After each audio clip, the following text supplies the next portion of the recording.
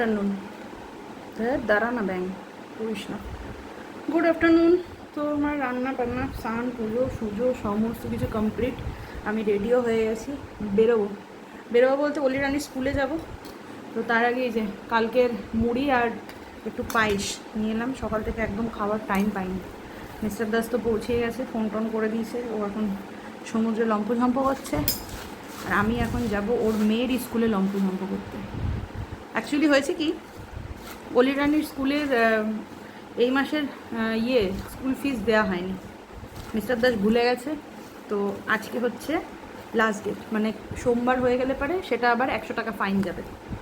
তো ওই কারণে, আর অনলাইনে এখন মিস্টার দাস একটুখানি কমই করছে, একটু প্রবলেম হচ্ছে আমাদের ব্যাঙ্ক ট্রানজ্যাকশানে। তো সেই কারণে আর কি আমাকে ছুটতে হচ্ছে এখন।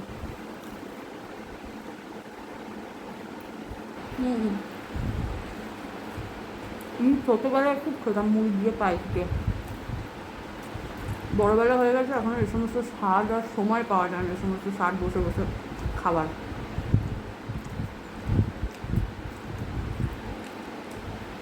অনেক দিন পরে মুড়ি দিয়ে পায়েস দিয়ে খেলাম, বেশ ভালো লাগলো খেতে। এই খাবারগুলো ছোটোবেলায় খুব খেতাম, পড়তে টড়তে যেতাম যখন, তারপরে স্কুল কলেজ যাওয়ার সময় বা সন্ধ্যের টিফিনে এই সমস্ত খাবারই ছিল আমার প্রিয় খাবার। কিন্তু এখন সেগুলো এখন ভূত ভবিষ্যৎ বর্তমান হয়ে গেছে, সময়ই পাই না এই সমস্ত খাবার খাওয়ার। যতবার অলিদের স্কুলের আমি এই লিংক রোডটা ক্রস করি ততবার আমি ভিডিও করি, কারণ এই রাস্তাটা আমার এত ভালো লাগে না, খুব ভালো লাগে। দু সাইডে, মানে এক সাইডে যাওয়ার রাস্তা, এক সাইডে আসার রাস্তা, কিন্তু এত গাছপালায় ভরা পরিষ্কার রাস্তা, সত্যি খুব ভালো লাগে। দুর্গাপুরের এই দিকের রাস্তাগুলো খুবই পরিষ্কার, ভালো লাগে। আশপাশটা বেশ সবুজে ঘেরা, তার মধ্যেও বাড়িঘর আছে, লোকজন, ছোটোখাটো বাজারও বসেছে, লোকজন যাতায়াত করে। আর সর্বদা এই রাস্তাটা না ব্যস্ত রাস্তা, মানে টোটো অ্যাভেলেবেল যখন তখন আর কি। এবার রাতের দিকে কি হয় আমি জানি না, কিন্তু যতবারই মোটামুটি স্কুলে এসছি, যে টাইমেই এসছি না কেন, সকালবেলার দিকে, দুপুরবেলার দিকে, বা এই 11টা 12টার দিকে, বা বিকেলের দিকেও, সেই সময় কিন্তু আমি বেশ ভালোই টোটো পাই, মানে টোটোর ঝামেলা আমার এখানে খুব একটা হয় না। তো এই যে আমি অলিরানির স্কুলে মোটামুটি ঢুকে গেছি এখন ছুটির সময়। আর অলিরানিদের যে গাড়িগুলোই অলিরানিদের এই দিকটাতেই থাকে। অলিরানিদের স্কুলের দুটো গেট আছে, একটা ফ্রন্ট একটা ব্যাক। তো ব্যাক সাইড এটা এখন ফ্রন্ট হয়ে গেছে, আর ফ্রন্ট সাইডটাতেই গাড়ি থাকে। তারপরে এই দিকেই আর কি টাকা দেওয়ার জায়গা আর কি। প্রচুর গার্জেন এসছে, কিছু গার্জেনের সাথে দেখা হলো, কথা টথা হলো অনেক দিন পরেই আর কি। আর আমি তো যেহেতু স্কুলে আমার খুব একটা মানে আসা হয় না, গাড়ির বাচ্চাদেরকে গাড়িতেই আসা যাওয়াটা হয়, তো আমার আসা হয় না বলে যাদের সাথে দেখা হয়েছে তারা বলছে যে অনেক দিন পরে তোমাকে দেখলাম, আসো না কেন? হ্যাঁ, একটু তো আসতে পারো মাঝে মাঝেই, যেমন এলে। এবার দরকার ছাড়া আসা হয় না, এই আর কি। তো এই যে অলিরানির মোটামুটি ছুটি হয়ে গেছে, অলিরানি গাড়িতে বসে আছে মুড অফ করে।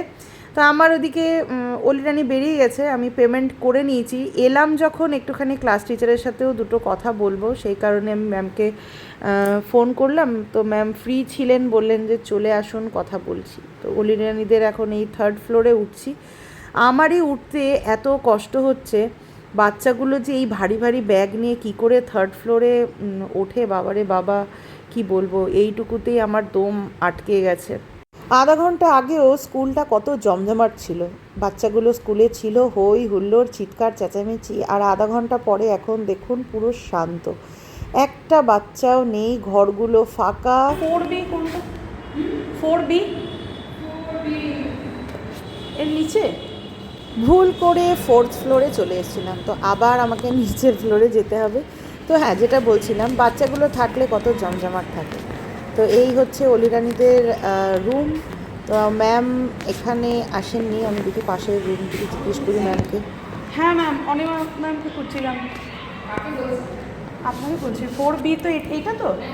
আচ্ছা, অনিমা ম্যাম। আচ্ছা, হ্যাঁ, একদম ঠিক জায়গাতেই এসছি। আর এই যে এটি হচ্ছে অলিরানিদের ক্লাস ঘর। কোন ডেস্কে ম্যাডাম বসেন কে জানে। আর এদিকে দেখুন বোর্ডে সমস্ত কিছু বাচ্চাদের অ্যাক্টিভিটি করেছে, সেগুলোই চিপকানো রয়েছে। আর সময়ের সাথে সাথে কত কিছুর পরিবর্তন হয়েছে দেখুন। আমরা স্কুলে যেতাম একটা বেঞ্চে 5 জন না 4 জন শেয়ার করতাম, আর এখন একটা ডেস্কে 2 জনের বেশি 3 জন অ্যালাউ নেই। যাক, যে কাজের জন্য এসছিলাম সেই কাজ তো হলোই আর কি। আর কিছু দরকার ছিল আরও ম্যামেদের সাথে, সেই কাজটাও যে হয়ে যাবে ভাবতে পারিনি। হয়ে গেল, দুটো কাজই আমার কমপ্লিট হয়ে গেছে। এরপরে বাড়ির উদ্দেশ্যে রওনা দিলাম। আকাশের মুখ আজকে ভার, খপনে খপনেই আর কি বৃষ্টি হচ্ছে। অন্ডালে সকালের দিকে বৃষ্টি হয়নি, কিন্তু দুর্গাপুরে পা দেওয়ার সাথে সাথেই ছিপছিপানি বৃষ্টি মুখোমুখি হয়েছি আর কি। তো এইদিকে মোটামুটি যখন তখন নামবে। এরপরে আর কি বাড়ি যাব, খাওয়া দাওয়া সারবো, সেরে একটু ঘুম দেব। আর সেরকম কোনো কাজ নেই। কাজ নেই বলা ভুল, কাজ তো গাদা আছে, কিন্তু বিকেলবেলায় যদি বৃষ্টি টিষ্টি না হয় তাহলে একটু বাজারের দিকে যেতে পারি। ছোট্ট ছোট্ট কয়েকটা কাজ আছে, তো দেখা যাক, আগে তো বাড়ি পৌঁছাই। Good evening everyone. তো সন্ধ্যের চা নিয়ে সাথে গল্প আর বান্ধবীদের নিয়ে যাচ্ছি।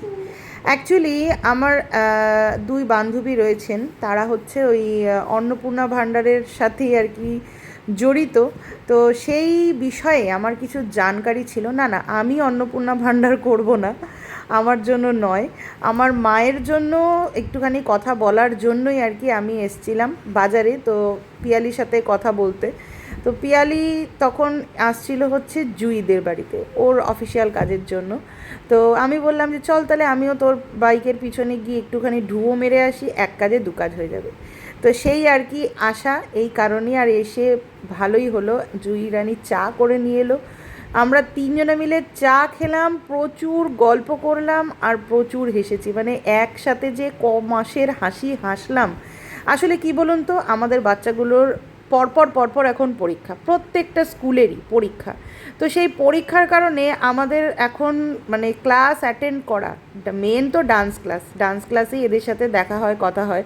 তো ডান্স ক্লাসটা নয় আগে আমি চলে যাই, না হলে যাই না। তো এদেরও সেই একই অবস্থা। তো ওই কারণে দেখা সাক্ষাৎ হয় না। আর ফোনে বকবক করা আর সামনাসামনি বকবক করার মধ্যে না আকাশ আর পাতালের মতন তফাৎ। আমরা কেউই ফোনে ওই ঘন্টার পর ঘন্টা গেজানো জিনিসটা পছন্দ করি না, যেটা সামনে বসে গেজাবো সেটা ফোনে বসে হয় না। তো সেই কারণেই অনেক দিন পরে দেখা, তো চুটিয়ে গল্প করেছি, প্রচুর হেসেছি, এত হেসেছি যে আজকে গাল ব্যথা হয়ে গেছে আমাদের 3 জনারই। আমরা ভাজাভুজি নিয়ে আসবো। আজকের দিনটা ভালো ছিল, কিন্তু আমাদের পেট জাম হয়েছে না আজকে। আজকে জুই আমাদেরকে লিকার চা খাইয়েছে। আমরা গল্প করতে এসেছিলাম, আজকে লিকার চা খাইয়েছে। পরের দিনকে কি খাওয়াবে? কি খাওয়াবে পরের দিন? চায়ের সাথে এটা নিয়ে আসতে হবে। চাটা ও খাওয়াবে, চাটা ও খাবে, টাটা আমরা নিয়ে আসবো। চাটা কি খাওয়াবি বল? চায়ের সাথে চায়ের নাম আছে তো, নুন থাকা বললো। ওকে, আমি চলে এসেছি বাড়িতে, সবার খাওয়া দাওয়া হয়ে গেছে, মা শুয়ে পড়েছে, আমি এই খেয়ে দিয়ে ওপরে এলাম। আর অলি রানী এখন শুয়ে এখন ভাবছে ঘুমোবে কি ঘুমোবে না। হ্যাঁ, তো এই হচ্ছে ব্যাপার। বেশ, আমরা সন্ধ্যেটা আজকে ভালোই কাটলো, গেজিয়ে গুজিয়ে ভালো লাগলো বেশ।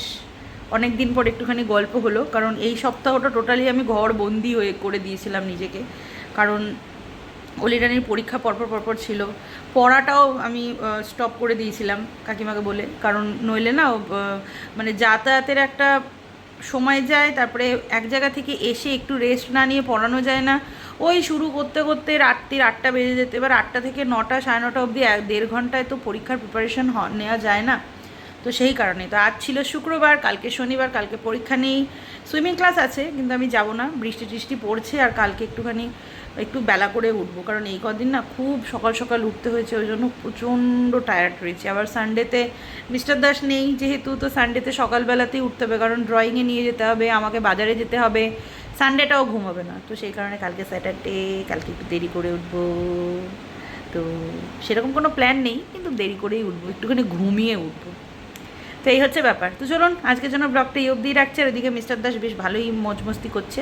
সন্ধ্যাবেলাতে আমি ভিডিও কল করেছিলাম, ওকে বললাম ভিডিও করে একটুখানি পাঠাও, আমি দেখি। তো ছাতার মাথা এখনও পর্যন্ত পাঠায়নি, যদি পাঠায় আপনাদের সাথেও শেয়ার করবো। আপনারাও ঘরে বসে দীঘা এনজয় করুন, তার সাথে আমিও ঘরে বসে দীঘা এনজয় করি। তো টাটা, গুড নাইট। কিরে বাপি দীঘা গেছে, তুই কিছু বলবি? হ্যাঁ,